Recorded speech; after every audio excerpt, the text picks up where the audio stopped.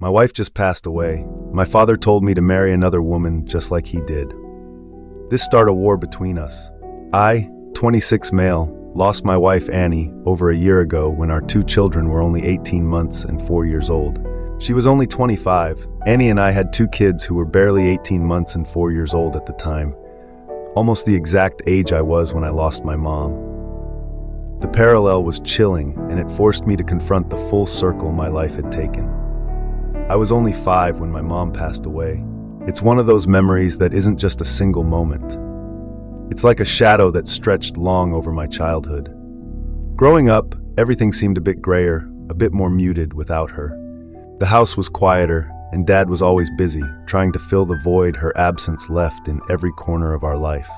He did his best, but you could tell he was just as lost in grief as I was, even though he tried to hide it behind long hours at work and forced smiles at dinner.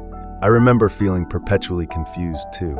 Why my mom? Why our family? Friends would talk about their moms, their plans for Mother's Day, and it felt like living in a world where everyone else had something precious that I had lost. Birthdays and holidays were the hardest. Dad tried, he really did. But there's a particular kind of emptiness that comes from missing a person who was supposed to be there for those moments. If you enjoyed this video, consider liking my video. As I grew older, that confusion turned into a deep-seated fear of loss, clinging too tightly to relationships or shying away from them entirely to avoid the potential heartbreak. It wasn't until much later, in my own adult relationships, that I began to understand the depth of my fear. Therapy helped. Talking about her, about the memories and the pain, made it more bearable. Losing Mom so young fundamentally shaped who I am. It made me more empathetic towards others' pain, more aware of the fragility of life. Back then, the world seemed suddenly bigger and more intimidating without my mom. Even though I was too young to comprehend all the ways her passing would impact me, I felt her absence in every part of my daily life. There was an emptiness at home, a silence that wasn't just about the lack of her voice, but about the missing layer of love and security she represented. Annie always had this vivid memory of her dad, how he'd lift her high above his head and make her feel like she could touch the clouds. She was just 6 when he was taken from her, swept away by a sudden illness that none of us were ready to face. That loss carved a deep, aching void in her life, one that shaped her in ways she only sometimes talked about. She grew up determined to be the pillar her dad couldn't be for her, to build a fortress of love for our kids that nothing could penetrate, not even death. But life, as it often does, had other plans. It was a crisp fall morning, much like any other, except Annie wasn't feeling well. We thought little of it at first, a passing bug, we hoped, but it turned out to be much more serious. Within months, we were grappling with a reality that mirrored her deepest fears. Annie was diagnosed with a terminal illness, the kind that sneaks up silently but quickly overwhelms. In those final months, Annie's resolve to make lasting memories with our kids became everything. Every day, despite her waning strength, she'd spend time with them, reading stories, playing games, or just holding them close, embedding her presence in their lives in ways she hoped would be indelible. Don't miss out on the journey to 1,000 subscribers. Hit that subscribe button now and be part of something big before everyone else. She often spoke to me late at night, her voice a mixture of determination and despair about her need to leave a legacy of love for them, to be there in their hearts and minds, even when she could no longer be there in person. She wanted so desperately to break the cycle of loss that had shadowed her childhood, to give our kids the stable, loving foundation she had lost so early on. Her biggest fear was repeating history, leaving our kids with the same hollow memories and unanswerable questions she had struggled with watching Annie with our children. I saw the lengths she went to imprint her love on their young lives. She would record videos for them, leave little notes in unexpected places, and create traditions that could carry on in her absence. Her creativity in weaving these threads of connection was both inspiring and heart-wrenching. When she passed, the loss was monumental, echoing the emptiness of her own childhood, but also filled with the richness of the love she had poured into every moment with them. Annie had always had a clear vision of her own funeral, unusual as that might sound. It was something we'd talked about occasionally. Those strange, somber discussions that unexpectedly pop up and linger between a couple. She wanted it to be more a celebration of her life than a mourning of her death. "Don't make it all doom and gloom," she'd say, half joking but serious about the essence of her wishes. "Make it a day where everyone can remember the happy times, with lots of flowers and maybe even some fireworks." When it happened, I was plunged into a deep grief that was hard to navigate, filled with the pain of loss, but also the duty to honor her final wishes. The day of her funeral arrived on a bright and clear morning, which felt almost offensive in the context of our loss, yet fitting for the type of farewell she had envisioned. The service was held at our local church, a place she had chosen not just for its spiritual significance, but also for its beautiful stained glass windows and the way the sunlight danced through them in the mornings. It was here, under the vivid colors cast by the morning light, that friends and family gathered, not in black, but in bright colors, as she had requested. Flowers adorned every surface.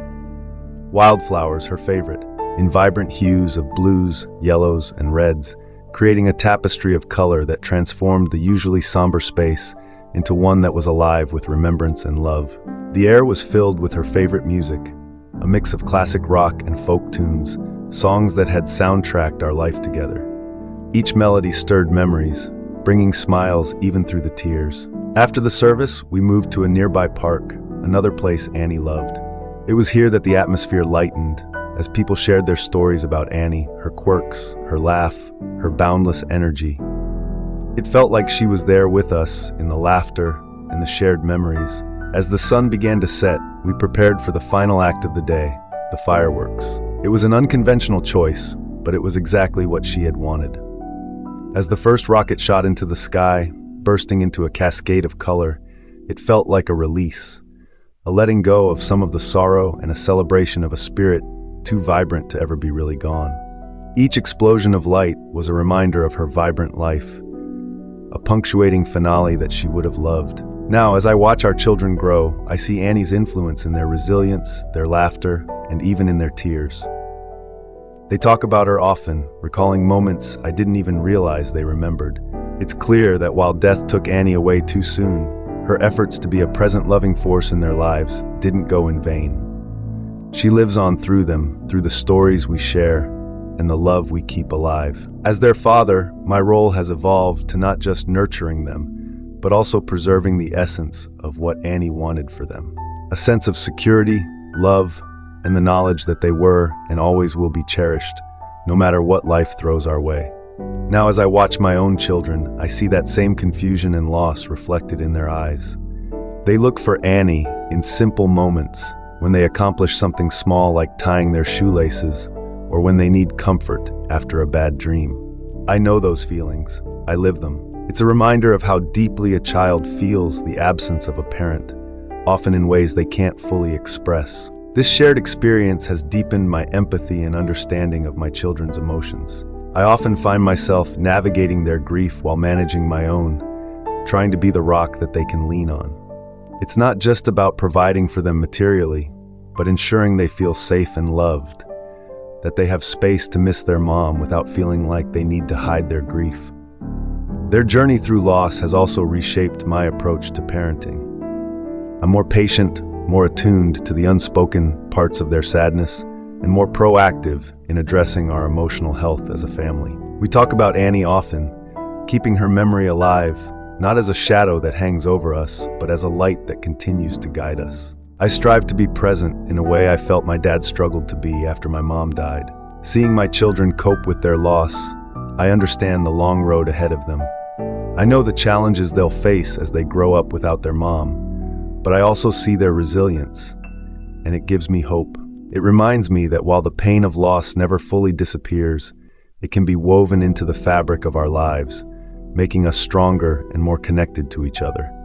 I've promised myself to be there for them, to help them navigate this journey, and to ensure they never doubt they are loved, both by their mom, whose love continues beyond her absence, and by me, who stands with them every step of the way.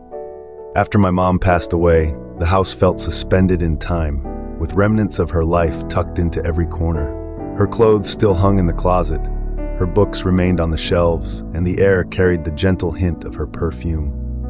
This stillness, this preserved world of hers, was abruptly disrupted when my dad announced he was remarrying. It was barely a year since we'd lost her, and the news fell on me like a cold wave. Ellen moved in shortly after their wedding. She brought with her boxes filled with new items, new routines, and a new presence that seemed to flood the spaces my mom had once inhabited. Her attempts at reorganizing the house, from rearranging the living room to replacing the curtains my mom had chosen, felt less like mere changes and more like erasures of the life we had lived. Ellen was kind, or at least she tried to be. She would cook meals she thought I would enjoy and make small talk, attempting to bridge the gap between us. However, her efforts felt forced. Each kind gesture, no matter how well intended, felt like an intrusion, as if she was trying to stitch herself into the fabric of a family portrait where she didn't quite belong. I resisted, not out of spite for her as a person, but out of a deep-seated loyalty to my mom's memory and a child's grief that clung stubbornly to the past. The situation at home grew tense. My reactions to Ellen's changes ranged from silent withdrawal to outright defiance. I would put things back where Mom had left them, insist on using the same old dishes instead of the new ones Ellen brought, and avoid spending time in the newly redecorated spaces.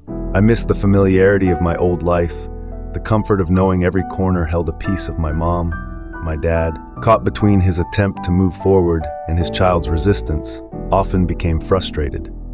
Arguments became more frequent. He would accuse me of being unreasonable, of not giving Ellen a fair chance.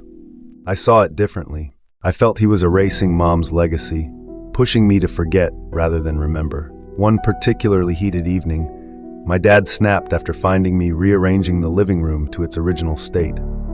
"We can't live in a museum," he yelled. "We have to move on. You have to move on." But how could I move on? Mom's shadow was in every laughter that had echoed through these rooms, in every step I took around the furniture she had carefully chosen, in every scent that lingered. The house felt increasingly like a battleground, where every alteration to its old state felt like a loss, a reminder of how swiftly and ruthlessly life could change. Ellen, caught in the middle, gradually stopped trying so hard to win me over, retreating instead into whatever peace she could find with my dad. During those initial months after Ellen moved in, the atmosphere in our home became increasingly strained. I was still grappling with the loss of my mom, often finding solace in old photos and mementos that kept her memory alive. My vulnerability and frequent bouts of tears were a stark reminder of the raw pain that lingered in our home. It was during this time that Dad's demeanor towards me shifted drastically. The few times I showed vulnerability or cried for Mom, he reacted not with comfort but with frustration. He would yell, telling me to grow up and stop crying. It was clear he was grappling with his own pain, but his approach left me feeling abandoned in my grief. One night, after finding me crying in my room with a picture of Mom, "Enough," he barked, his voice echoing against the walls. "You need to grow up and stop crying all the time. Life has to move on." His words, meant to push me towards resilience, felt more like a dismissal of my grief. I looked up at him, my heart sinking. "I miss her, Dad." I managed to choke out, the words barely a whisper. "Why can't you just let me miss her?" His next words were like a cold slap. "I'm happier now, and you should be too." "I love Ellen more than I ever loved your mom," he declared it with a harsh certainty that seemed to seal the growing gap between us. The room fell silent, save for the quiet sobs that I couldn't hold back. Those words, harsh and raw, sliced through the fragile thread of understanding that had tethered us. I felt not just the loss of my mom, but also the creeping loss of my dad, who was now a stranger driven by his own grief and newfound happiness. Those words, harsh and raw, cut deeply, wounding me more than the tears I shed for Mom. As the years passed, the emotional distance grew. Dad was increasingly absent, not just physically, but emotionally. My cries for attention, for the affection I missed so desperately, went unanswered. His priorities had shifted, and I felt sidelined, an unwelcome reminder of a past he wanted to forget. Ellen, for all her efforts, could never bridge the gap between Dad and me. It felt like a betrayal, not just of Mom's memory, but of the father-son bond we should have had. Feeling abandoned and misunderstood, I withdrew into myself. The isolation at home led me to seek solace elsewhere. In books, in school activities, anywhere I could find a semblance of the care and attention I lacked at home. But the impact of those formative years lingered. I harbored a deep-seated mistrust for relationships, fearful of being left behind again, of loving someone who might one day decide I wasn't worth sticking around for. As an adult looking back, I can see that Dad was dealing with his grief in his own flawed way, but the understanding of his pain does little to soothe the resentment and hurt of a child who felt left behind. Now facing my own challenges as a widower, I'm determined to be the father to my children that I needed when I was their age, one who is present, supportive, and unconditionally loving, no matter what life throws our way. But after Annie died, my dad, he reached out to tell me he hoped I understood him better and cut him some slack for everything. I didn't respond to him at the time because I was in the most immediate sense of grief. Still, today it's still raw, but I'm in therapy to try and find peace in my life.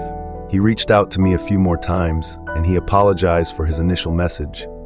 We met up a few days ago. Per his request, we met at a quiet cafe, a neutral place that seemed suitable for what was already a tense discussion waiting to unfold.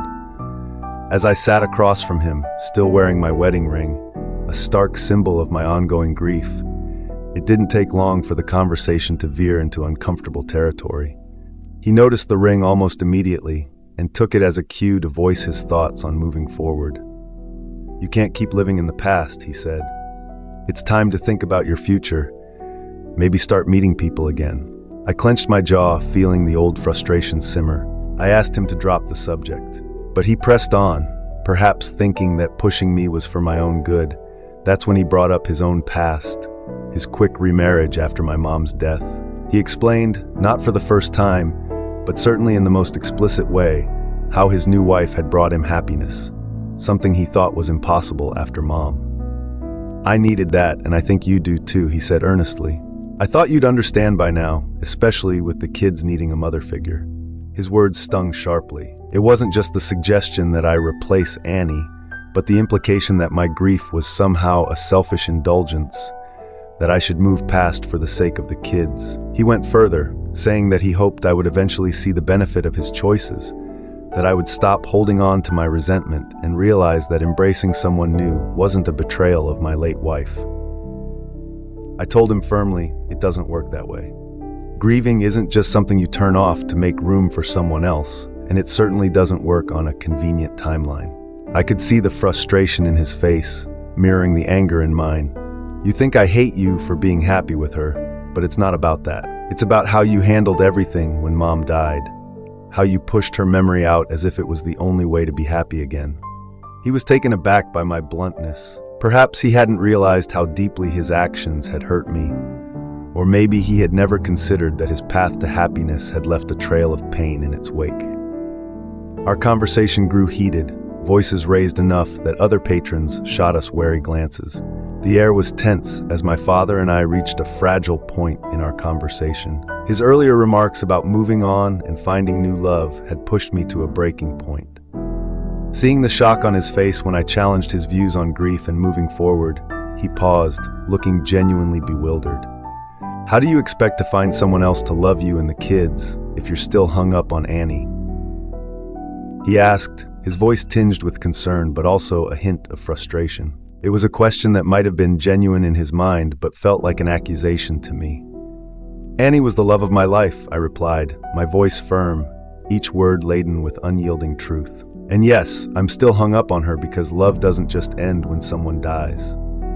You don't just replace someone like that." I could see him trying to process my words, his eyes searching mine for something, perhaps a sign of the son he once knew who hadn't been shattered by loss. "My children, they are my heart, Dad. They're the other loves of my life. But it's different. They depend on me, not just to love them, but to provide safety, security, and a sense of normalcy in a world that was turned upside down." The cafe noises faded into the background as I leaned in slightly, needing him to really hear me. It's my job, my duty, to give them the best life I can. That doesn't mean rushing to fill a void with a new person. It means being there for them, fully, without distractions or replacements for their mom. He was stunned, perhaps by the intensity of my conviction, Or maybe by the realization that our views on handling grief and love were worlds apart. But you need someone too. He finally muttered, almost to himself, a note of sadness creeping into his voice. I needed my dad when I lost my mom. I shot back, the words spilling out with a mix of pain and defiance. But instead I got a man who was too quick to move on, too quick to replace her. I won't do that to my kids. I won't let them feel as I did, secondary to someone else's happiness. We were at the end of our coffees, the dregs cold and bitter, much like the mood that had settled over our table. As my father eyed me, ready to offer another piece of his mind on how I should live my life, I cut him off. The frustration and hurt from years of bottled-up feelings were brimming over. I need to make this clear, I began, my voice steady but filled with resolve. I will never, ever tell my children to just get over their mom's death. I'm not going to sit them down and tell them their mom is dead and that they need to accept a new mother. The cafe, usually a backdrop of clinking cups and indistinct chatter, seemed to quieten around us. My dad watched me, his expression hardening as he prepared to defend his own actions again. But I wasn't finished. And another thing, I continued, I'm not going to scold them for missing her, for crying out for her at night. It's normal. They're kids, and they lost their mother. How could I possibly take that grief and make it about someone else's discomfort? That's not what they need. They need a dad who understands their pain, not one who silences it. My dad shifted uncomfortably, his eyes briefly dropping to the table before meeting mine again. You think I don't know that? He muttered, his voice a mix of defensiveness and wariness. I think you forgot it when it mattered, I shot back, unable to keep the edge out of my voice. You remarried so quickly, and it felt like you were trying to erase Mom from our lives. You expected me to just accept it, to be okay with all the changes because you were. I leaned forward, making sure my point was clear.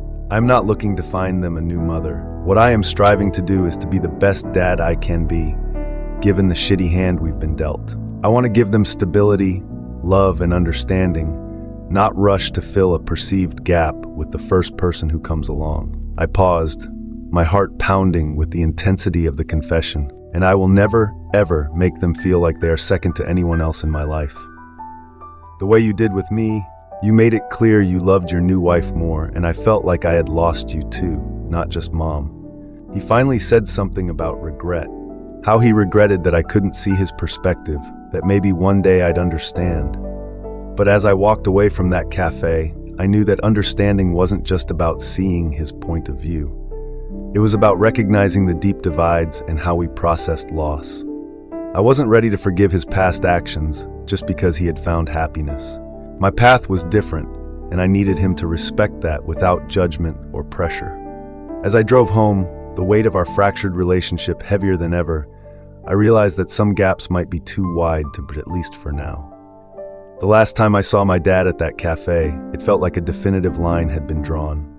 In the weeks that followed, he tried to reach out a few times, texts, a couple of voicemails. His voice always held that familiar mix of concern and awkwardness, as if he wasn't quite sure what to say or how to say it without reigniting the flames of our last argument. Each attempt at bridging the gap seemed to remind me of the wide chasm that had formed between us over the years. I wasn't ready to cross it yet, so I responded sparingly, my replies brief and non-committal, until eventually I stopped responding altogether. The silence that settled wasn't peaceful, but it was necessary. Life went on as it does, filled with the daily routines and small crises of raising two kids alone. I threw myself into being a dad, the soccer games, school projects, bedtime stories. Every smile and tear from my kids reminded me of my promise to be the steady presence they needed. I often thought about that conversation with my dad, turning over his words and mine, questioning the harshness of my responses and the rigidness of my stance. Yet every time I considered reaching out, I remembered the feeling of being a kid who felt second best, and I'd retreat, convinced I needed more time. Months turned into a year. The seasons changed, and so did the kids. They grew taller, their faces losing the last traces of toddlerhood. My dad's attempts to connect became a memory almost as distant as the happier times before Mom's death. In the quiet moments late at night, when the house was still and my mind refused to rest, I pondered the cost of my steadfastness. Was holding on to my hurt worth the growing silence between us? It was a chilly evening, the kind that hinted at the approach of winter, as I climbed up to the attic to sort through some old boxes that had been gathering dust. The attic, with its musty smell and beams of moonlight sneaking through the small window, always felt like a capsule of the past, untouched and full of secrets waiting to be rediscovered. As I sifted through the boxes, my hands found an old photo album, its cover worn and slightly faded. Curiosity piqued, I sat down on an old creaky chair, the album resting heavily in my lap. Flipping it open, I was GR'd by vibrant pictures of my mom and dad. They were younger then, full of life and laughter, captured in moments of sheer joy, picnics in the park, beach vacations, and quiet afternoons at home. Each photo was a portal to a time before grief had reshaped our lives, to a family that once was. My finger traced the outlines of those happier days, lingering on the images of my dad with his wide, carefree smile. It struck me then how much I missed him. Not just the physical presence, but the essence of who he had been before tragedy had turned him into someone I could barely recognize, let alone understand. Seeing him so happy and unburdened in these photos made the contrast with his later years even more poignant. A wave of nostalgia washed over me, softening the hard edges of the resentment I'd held onto for so long. It wasn't just my mom I missed, but my dad as he was back then. It dawned on me how much the sorrow had changed him, how it had stolen that joyful person from the photographs and left someone else in his place, someone consumed by his own grief, making choices I couldn't comprehend. Sitting there in the attic, surrounded by relics of my childhood, I felt the weight of years of misunderstanding and missed connections heavy on my chest. The memories of laughter and love, so vivid in those photographs, seemed at odds with the strained, awkward encounters that had defined our recent years. The realization was a quiet but profound turning point. Maybe there was room for reconciliation, a chance to rediscover the man from those pictures, to understand the journey he had taken from there to here. Perhaps it was time to bridge the gap that grief had widened, to approach him not just as the man who had made decisions I struggled to forgive, but as my dad, who had once been the entire world to a much younger version of me.